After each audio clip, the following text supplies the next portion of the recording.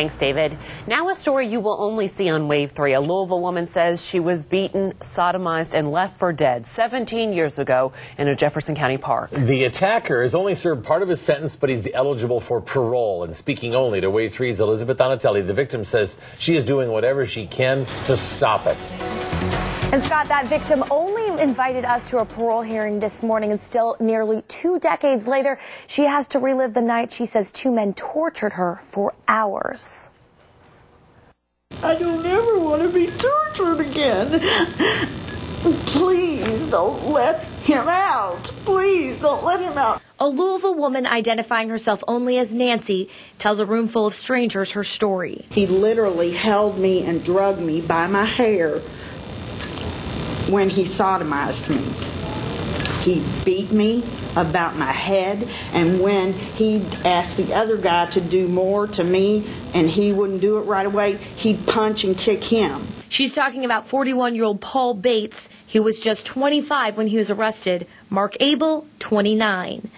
In 1995, we aired this surveillance video from inside the Toy Tiger Lounge, and your tips led investigators to find these men. But the most important thing I remember is the 2 detectives that helped me with my case said, if nothing else, you did absolutely everything right because you lived. Police found her at Fisherman's Park in eastern Jefferson County.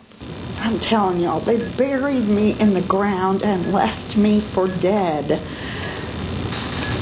Then they went home, got changed, and went to work after torturing me for 6 hours. Went to work. But after sharing her story, she and her husband must wait because now it's out of their hands. As soon as a decision is made, the inmate will be the first to know, and then you will be notified immediately thereafter. This is the 4th time Nancy has spoken at a parole hearing and says she's doing it for victims everywhere. If he had reached out to you ever at any point and said he was sorry, would that change you being here today?